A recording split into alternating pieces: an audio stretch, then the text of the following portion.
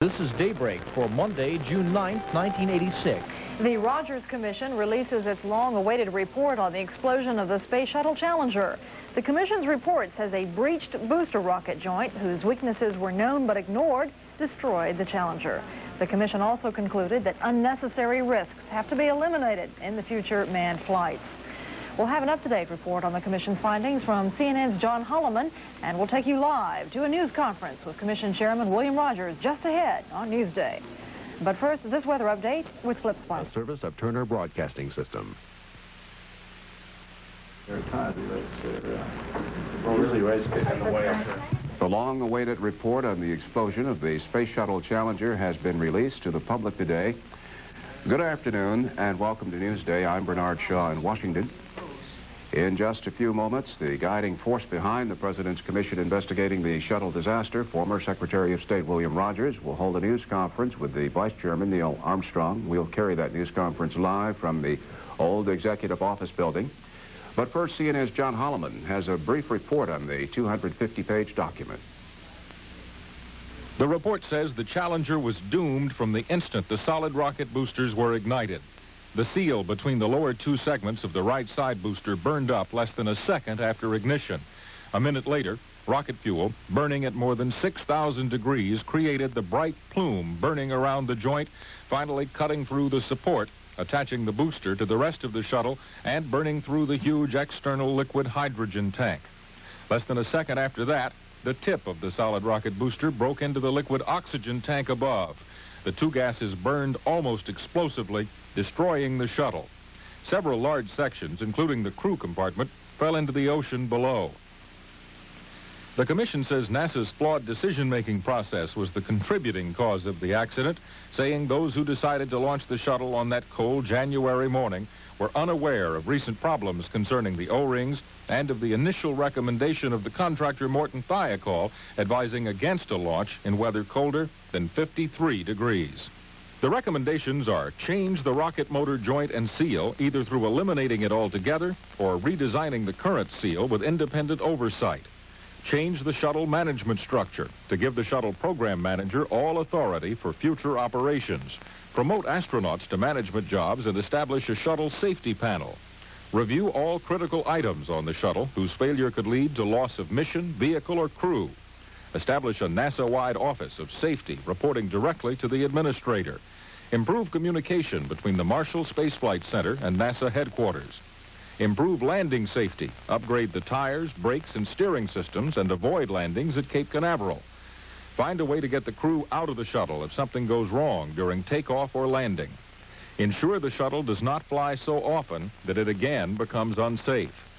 Beef up maintenance procedures for the main engines in the orbiter where the crew rides. The report concludes with the thought that NASA should continue to get the support of the administration and the nation, and that these findings and recommendations are intended to contribute to future NASA successes.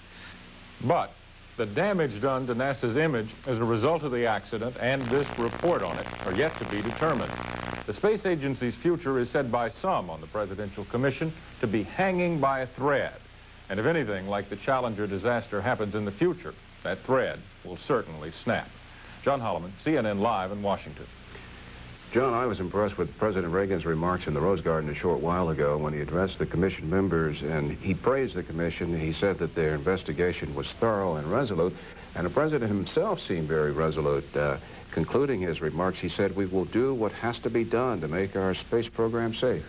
That's true, Bernie. Mr. Reagan, I'm sure, and all the members of this commission, and I'm sure also all the top officials in NASA, are saying we won't fly again before it's safe. But over against that, you have NASA managers here in Washington who have already said they want the shuttle to go up again on July 15th, 1987. So just by announcing that they want to fly again by that date, they have built some more launch schedule pressure into the NASA program, and that may come back to haunt them someday. That word pressure again, you reported last week that there's pressure on the people who are redesigning the O-ring. Exactly, the people at Morton Thiokol. Interestingly, CNN's Tom Mintier is at the Marshall Space Flight Center in Huntsville, Alabama today. He called me this morning to let me know that engineers from Morton Thiokol in Utah have in fact arrived at the Marshall Space Flight Center in Huntsville today with what two huge notebooks with what may be a redesigned booster seal already in the works.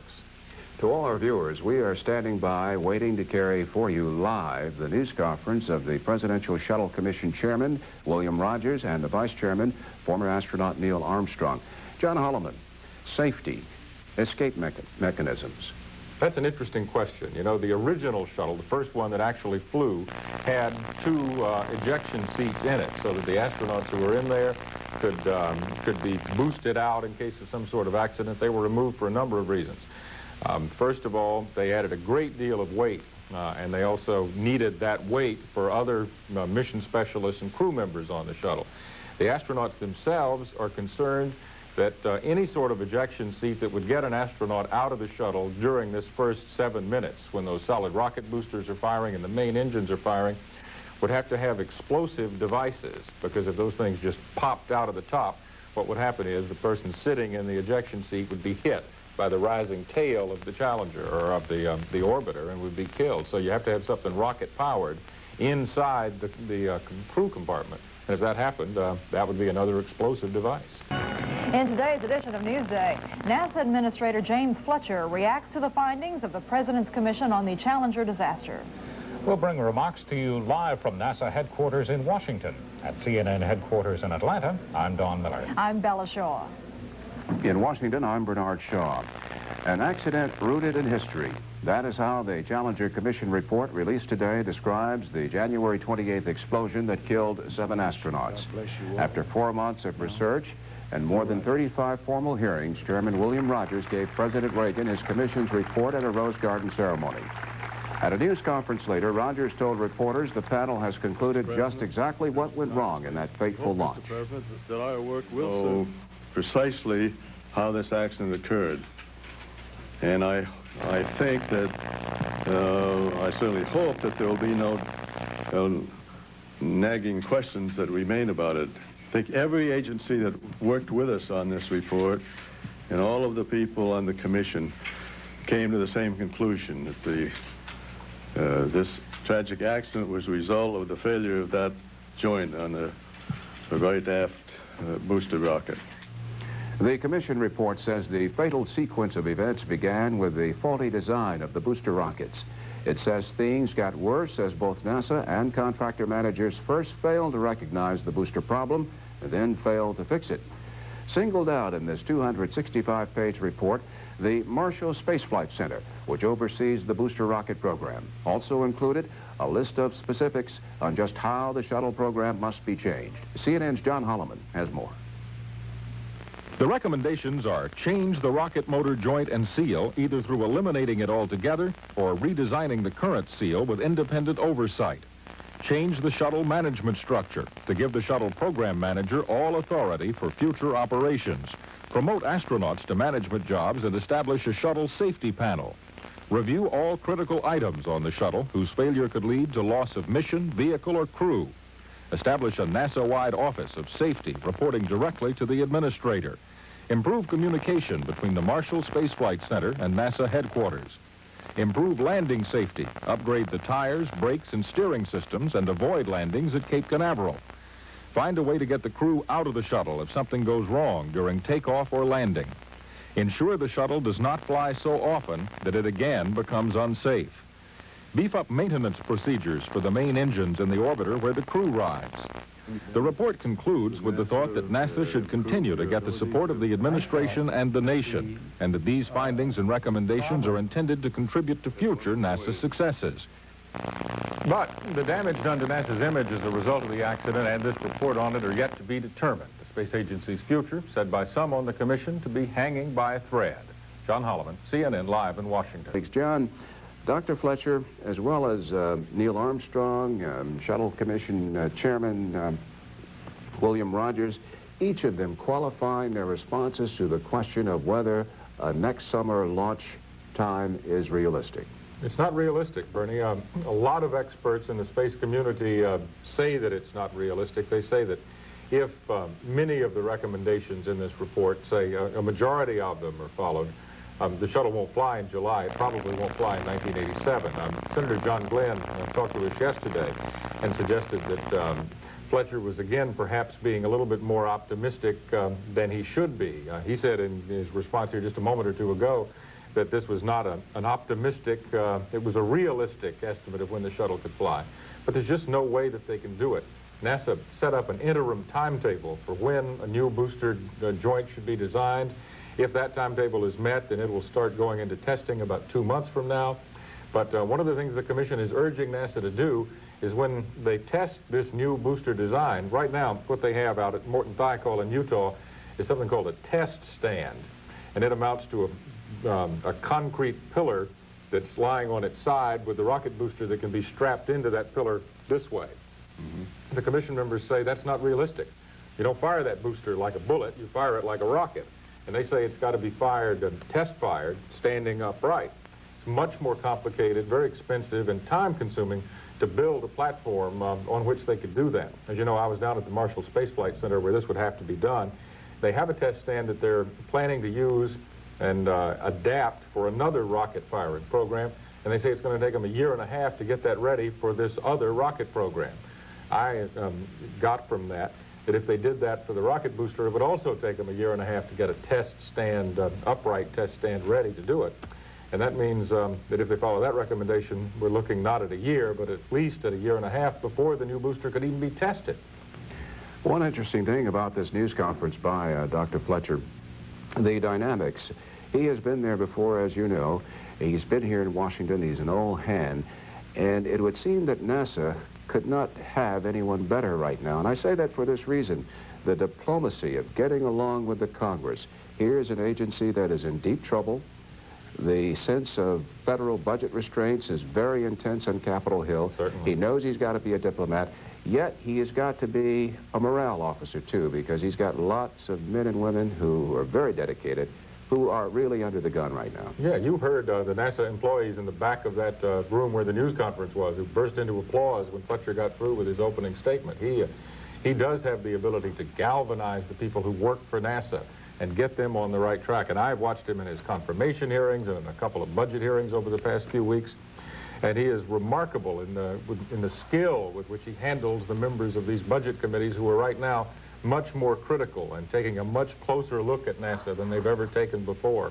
I think you're probably right that he is the ideal person for this job at this time.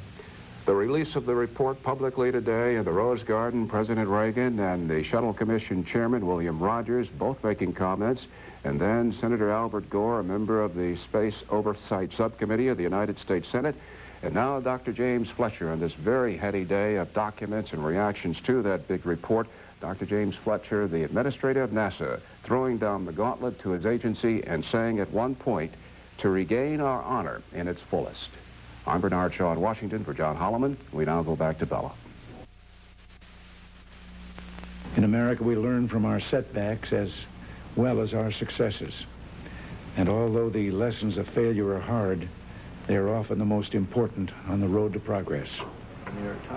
President Reagan promises renewed safety vigilance as NASA overconfidence is blamed for the Challenger's fall. This is Newswatch. I'm Mary Alice Williams in New York. I'm Lou Waters in Atlanta. Hello. More than 160 people were interviewed. More than 35 panel sessions were held as the President Shuttle Commission tried to determine what went wrong with the Challenger and why. Commission members waded through 12,000 pages of transcripts, some 6,300 documents, and scores of photographs. The President formally accepted the findings today at the White House. CNN's John Holloman has our report. After 4 months of exhaustive research, Chairman William Rogers gave President Reagan his commission's report on the worst disaster in the history of U.S. space exploration. The report says the Challenger was doomed from the instant the solid rocket boosters were ignited. The seal between the lower two segments of the right side booster burned up less than a second after ignition. A minute later, rocket fuel, burning at more than 6,000 degrees, created the bright plume burning around the joint, finally cutting through the support, attaching the booster to the rest of the shuttle, and burning through the huge external liquid hydrogen tank. Less than a second after that, the tip of the solid rocket booster broke into the liquid oxygen tank above. The two gases burned almost explosively, destroying the shuttle. Several large sections, including the crew compartment, fell into the ocean below. The Commission says NASA's flawed decision-making process was the contributing cause of the accident, saying those who decided to launch the shuttle on that cold January morning were unaware of recent problems concerning the O-rings and of the initial recommendation of the contractor Morton Thiokol advising against a launch in weather colder than 53 degrees. So I don't think that anything is to be gained by trying to assess who's to blame. We know what happened. We know it was a tragic event. And now that the report is out and everybody has a chance to look at it and study, we hope that NASA can continue on with their program, which has been very successful in the past and will be in the future. The recommendations are change the rocket motor joint and seal, either through eliminating it altogether or redesigning the current seal with independent oversight. Change the shuttle management structure to give the shuttle program manager all authority for future operations. Promote astronauts to management jobs and establish a shuttle safety panel. Review all critical items on the shuttle whose failure could lead to loss of mission, vehicle, or crew. Establish a NASA-wide office of safety reporting directly to the administrator. Improve communication between the Marshall Space Flight Center and NASA headquarters. Improve landing safety, upgrade the tires, brakes, and steering systems, and avoid landings at Cape Canaveral. Find a way to get the crew out of the shuttle if something goes wrong during takeoff or landing. Ensure the shuttle does not fly so often that it again becomes unsafe. Beef up maintenance procedures for the main engines in the orbiter where the crew rides. The report concludes with the thought that NASA should continue to get the support of the administration and the nation, and that these findings and recommendations are intended to contribute to future NASA successes. NASA Administrator James Fletcher just told a news conference in Washington how the space agency plans to react to the Commission's recommendations. Where management is weak, we will strengthen it. Where engineering or design or process need improving, we will improve them. Where our internal communications are poor, we will see that they get better. Fletcher and his staff will join Chairman Rogers in his commission in testifying in the House and Senate virtually every day for the next 2 weeks. I have just seen the schedule for this testimony, and it appears they'll be explaining the report and reacting to it until the end of this month. John Holloman, CNN Live in Washington. John, while we sit here today talking about the pressures on NASA which led to the Challenger disaster, already there is a wishful date of July of 87 for launching the next shuttle. Aren't new pressures being imposed on NASA? Is that realistic? I believe, Lou, that new pressures are being imposed on NASA. It appears to me that every single time they set a launch date or even talk about when they're going to get flying again, they put themselves under some additional pressure. It's the feeling of some people at the Space Agency and many people on the Commission that they'll never make that July 1987 launch date. So what's next? The Congress takes over. The Rogers Commission, of course, is just one phase of the investigation of NASA. Yeah, let me show you this, Lou. This just came in from NASA headquarters here. These are hearings coming up in the House or Senate over the next couple of days from NASA officials and from members of the Commission. I mean, the page is jam-packed. They're going to be testifying, expanding a little bit on what they have said.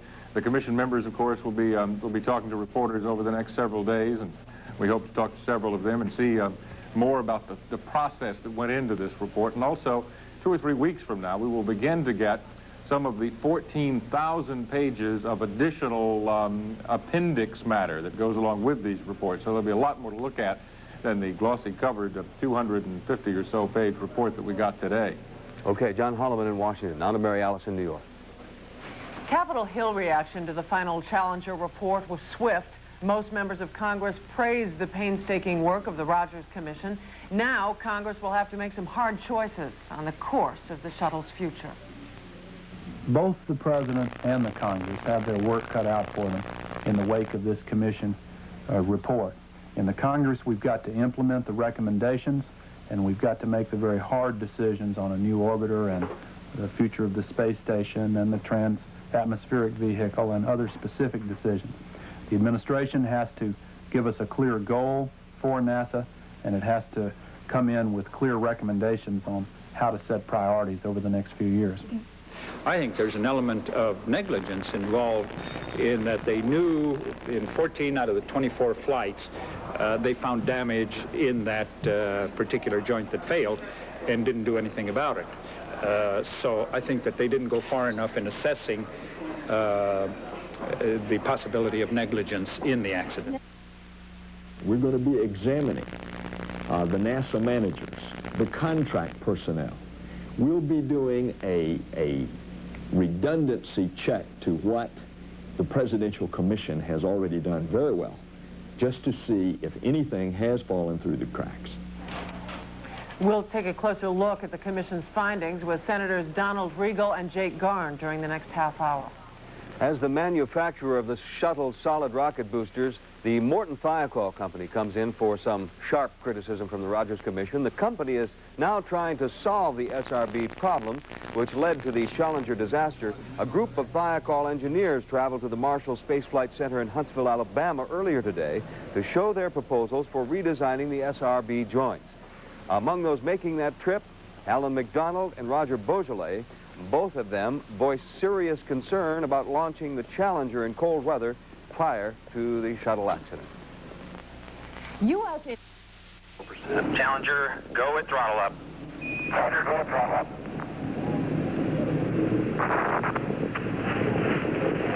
1 minute, 15 seconds. Velocity 2,900 feet per second. Altitude 9 nautical miles. Downrange distance 7 nautical. January 28, 1986, a joint in the right rocket booster of the Space Shuttle Challenger ruptures, triggering an explosion of the ship's external fuel tank. 7 American astronauts die in the disaster. For the past 4 months, a 13-member commission appointed by the President has been investigating that space program disaster. Today, as we reported at the top of Newswatch, that commission made its final report on the Challenger disaster public. Among the recommendations made in the 256-page document, completely redesigned joints for the shuttle solid rocket boosters, creation of a new space program safety office, more accountability for space program engineers and managers, formation of independent review panels, improved communications, less isolation of NASA field centers, and more central control from NASA headquarters in Washington.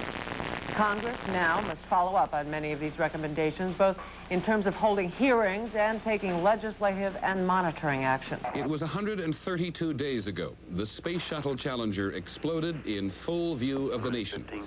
Today, the President received the report of his investigating commission.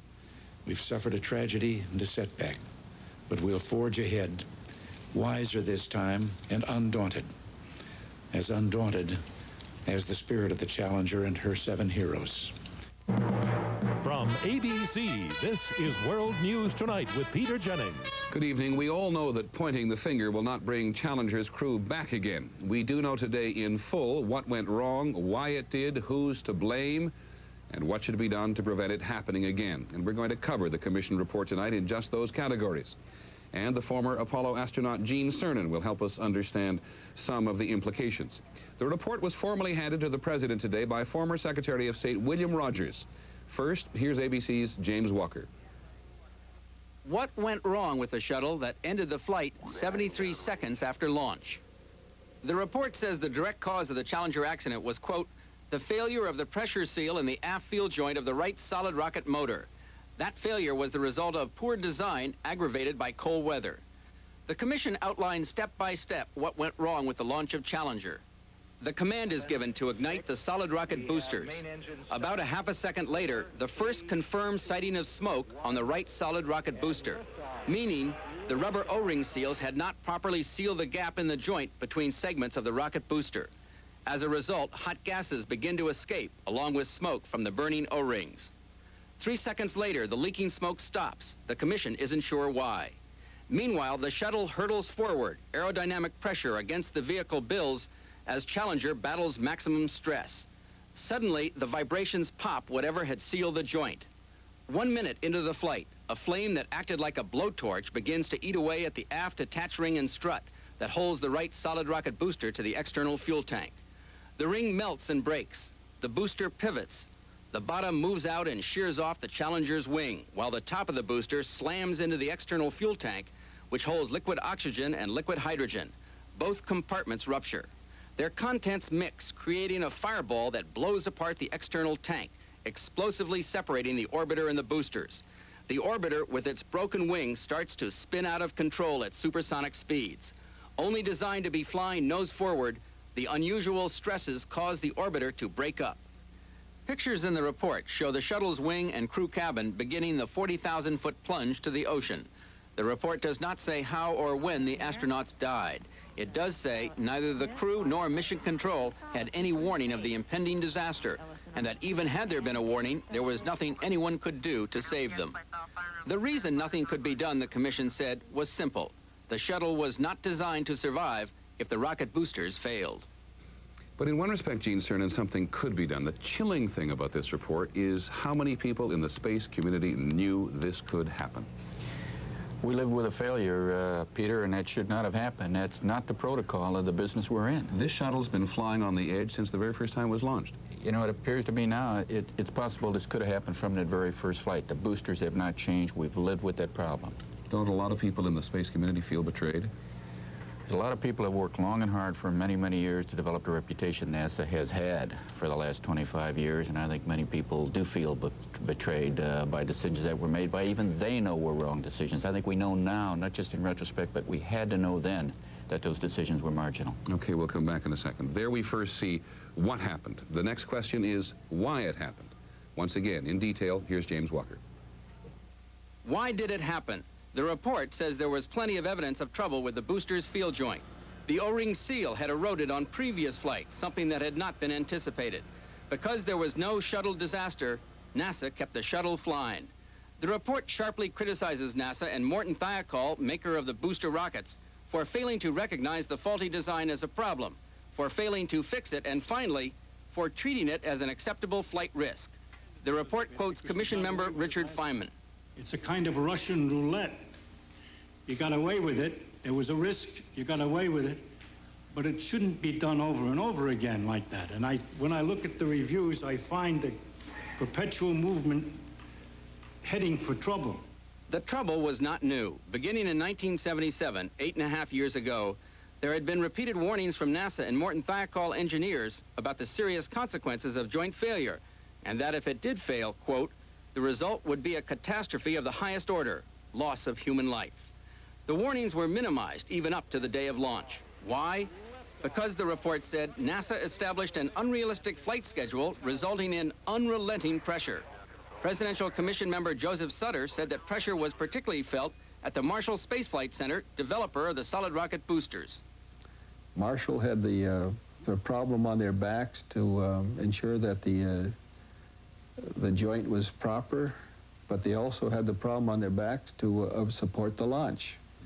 And there was nobody with an independent viewpoint saying, hey, we're pushing too fast, or let's look at this thing. The report was especially critical of Lawrence Malloy, former boss of Marshall's solid rocket booster program. Malloy allowed 7 shuttle flights to proceed, even though he'd been warned about serious problems with the rocket joint. Malloy had testified that he had passed those warnings along to everyone. The Commission said he had not.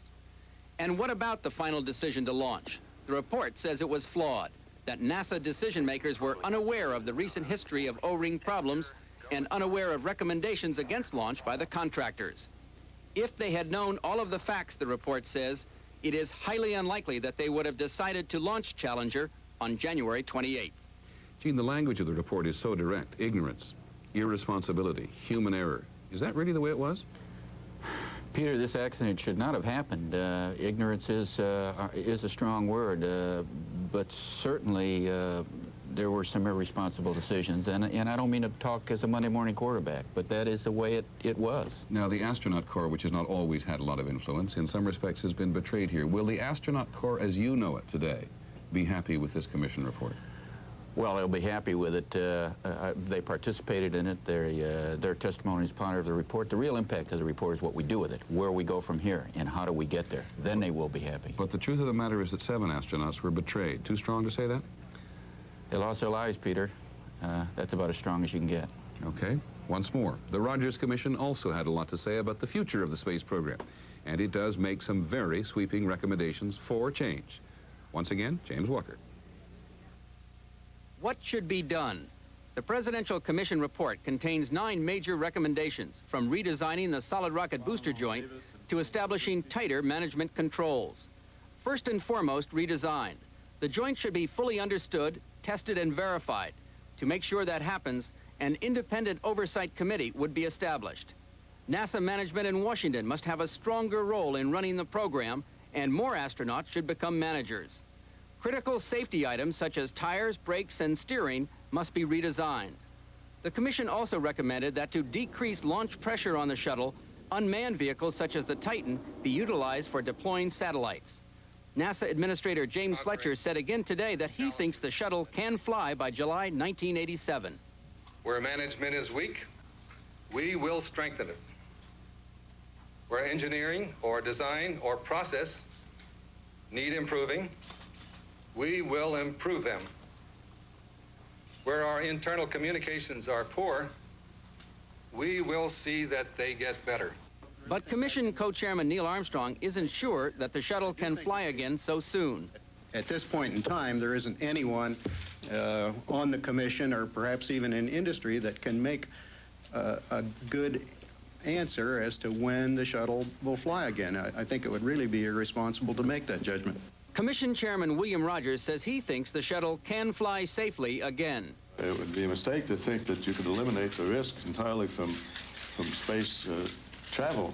But if the recommendations are followed, I think it's going to be, the prospects for safe flight are very good.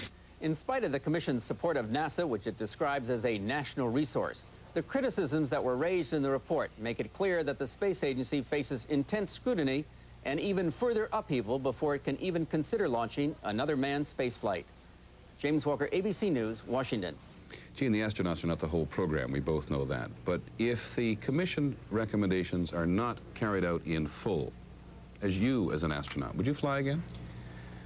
Well, Peter, I think we have a resolve, and certainly Dr. Fletcher's and the President are committed to getting back in space, and that resolve says that that shuttle will be ready to fly. And today, no, I'm not ready to fly today, but when we reconstruct the program and we get on with it, Peter, I'll be first in line. I'll bet you're not far behind. Okay, Gene, thank you very much for joining us. Gene Cernan.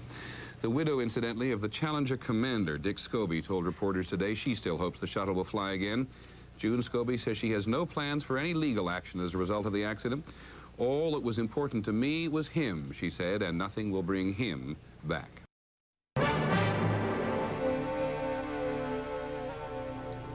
It was a bad seal on a rocket booster that caused the Space Shuttle Challenger to explode January 28th.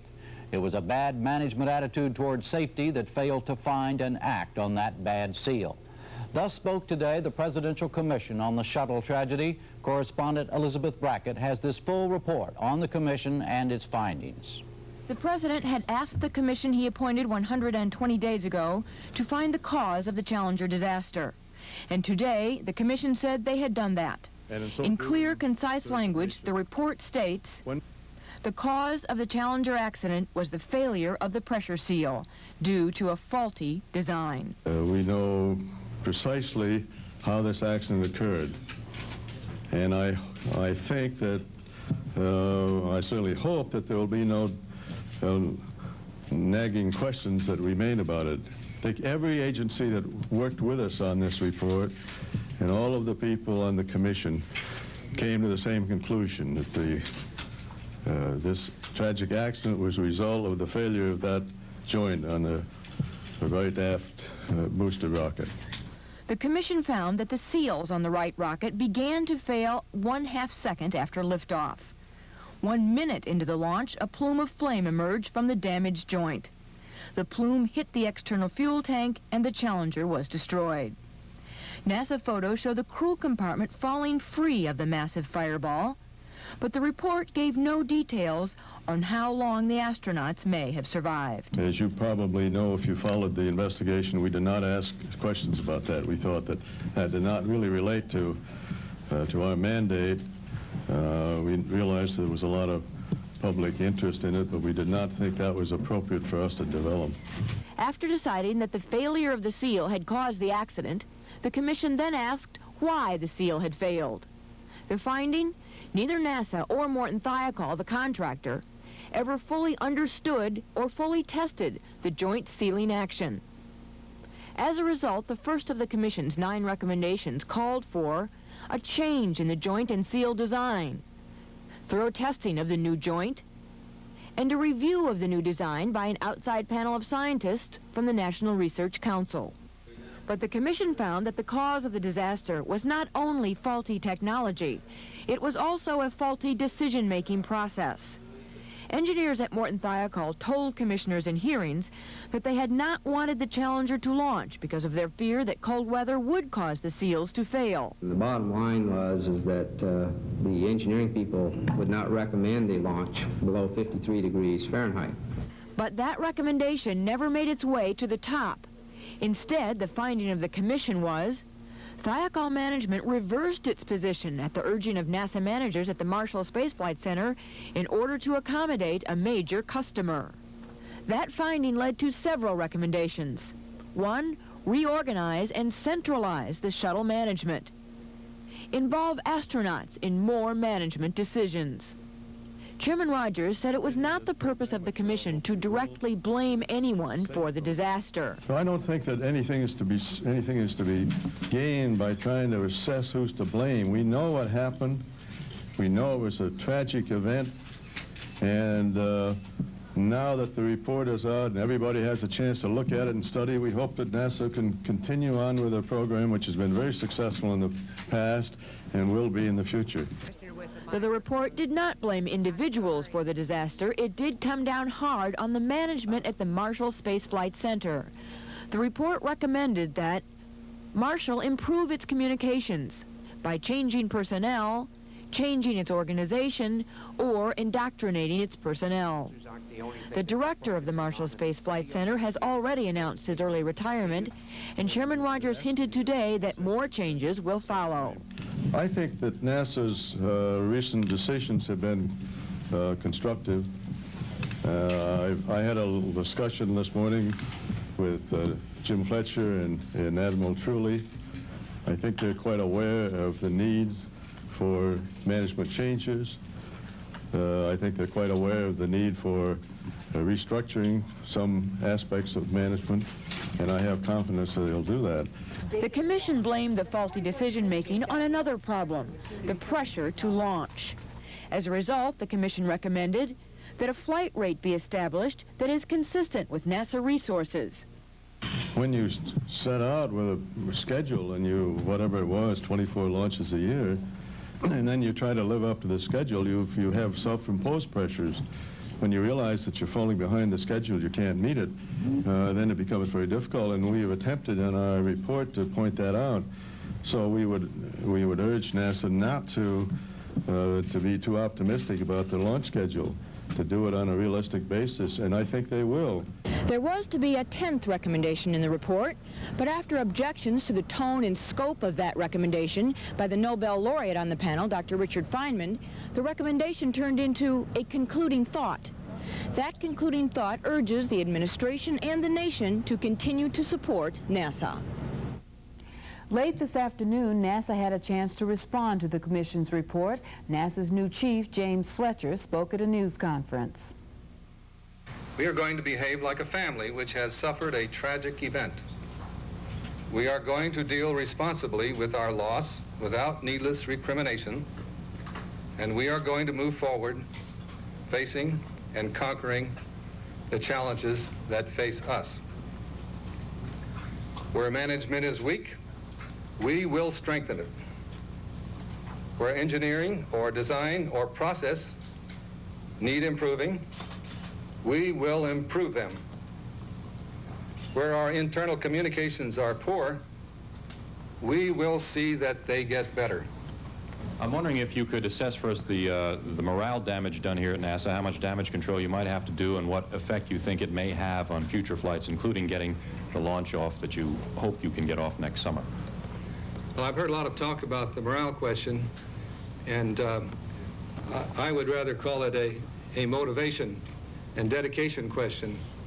We can't really make this shuttle operational, if you like, or fly again is a better word, without the motivation and dedication of a large number of NASA workers and contractors' efforts. All of them have to be rededicated, as I indicated. You said that the shuttle is an R&D vehicle and will remain so for some years.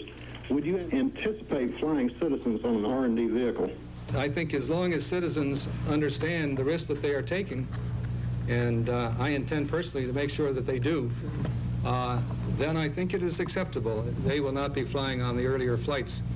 We want to make sure that it's as safe as we can make it before we recommence that program. Do you think it's a fair conclusion on the part of the American public to conclude that the accident did not have to happen and that ultimately it was NASA management that failed? The fault was not with any single person or group, but was NASA's fault. And I include myself as a member of the NASA team. I don't think we should be assigning blame, but we should be assigning people to fix what went wrong and make sure that it doesn't happen again, and we will do that.